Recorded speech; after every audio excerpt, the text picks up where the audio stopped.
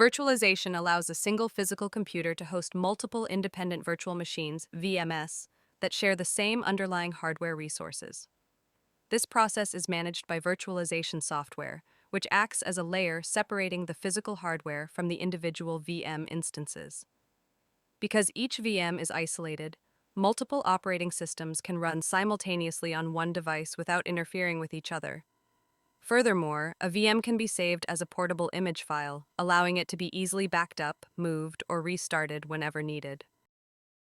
Traditionally, organizations relied on dedicated, high-performance servers equipped with significant RAM, CPU power, and storage to deliver applications.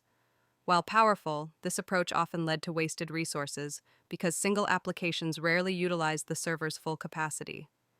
This model also created a single point of failure, where a hardware crash could take down an entire critical service. Furthermore, the practice resulted in server sprawl, a situation where data centers become overcrowded with underutilized machines that are difficult to manage. By shifting away from this dedicated model toward virtualization, organizations can better consolidate their hardware and improve overall efficiency. Server virtualization maximizes efficiency by utilizing idle hardware resources to significantly reduce the total number of physical servers required. This process is managed by a program called the hypervisor, which acts as a traffic controller for the computer's resources. The hypervisor provides each virtual machine, VM, with direct access to physical components like CPUs, memory, disk controllers, and NICs. Within this environment, each VM operates independently by running its own complete and separate operating system. By consolidating multiple systems onto a single platform, organizations can lower costs while maintaining full software isolation. Server virtualization offers significant advantages by maximizing the use of idle hardware, which leads to a substantial reduction in the number of physical machines required. This consolidation results in less floor space needed for data centers and a significant decrease in overall energy consumption. Organizations benefit from reduced costs and faster server provisioning, allowing new services to be deployed in minutes rather than weeks. Additionally, virtualization improves disaster recovery and maximizes uptime through features like live migration and easy backups. Finally, it provides essential support for legacy systems, allowing older applications to run on modern hardware within isolated virtual environments.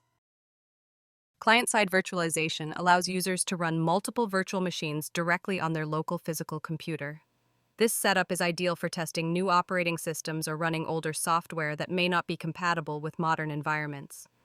In this configuration, the physical machine controlled by the user is known as the host computer, which runs its own primary host OS. The virtual environments operating within that system are referred to as guest OS instances. By using this technology, users can safely experiment with different software configurations without affecting their primary system's stability. A Type 1 hypervisor, also known as a bare metal or native hypervisor, is the standard choice for enterprise data centers and cloud computing. Unlike other types, it installs and runs directly on the host's physical hardware, without the need for an underlying operating system. This direct access allows the hypervisor to manage and allocate system resources, such as CPU, RAM, and storage, with maximum efficiency and minimal overhead. Because it eliminates the intermediate OS layer, it provides superior performance, higher scalability, and enhanced security for mission-critical workloads.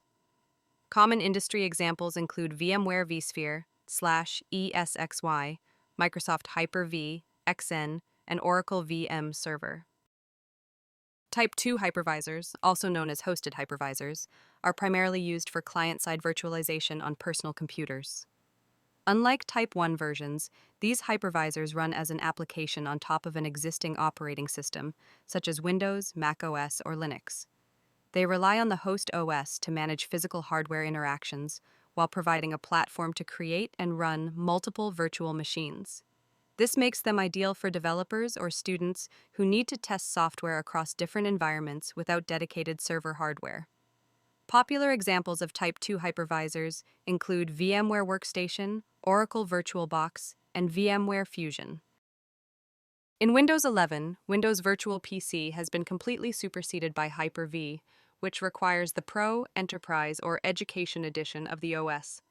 To use virtualization on this platform, your host must have a 64-bit processor with at least 2 cores and support for second-level address translation, SLAT.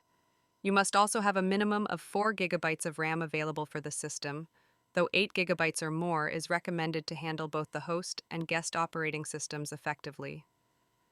For storage, while the hypervisor itself is a Windows feature, each Windows 11 virtual machine requires at least 64 gigabytes of hard disk space.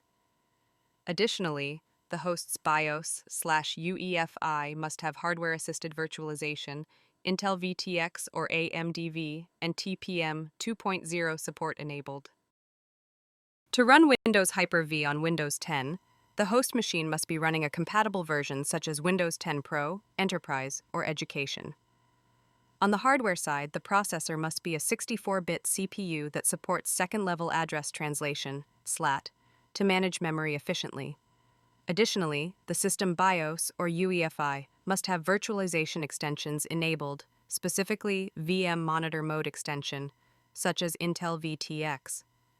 While the absolute minimum system RAM required is 4 gigabytes, users should plan for at least 15 gigabytes of hard disk space for each virtual machine they intend to create. Meeting these requirements ensures the hypervisor can properly bridge the physical hardware to the virtual environment,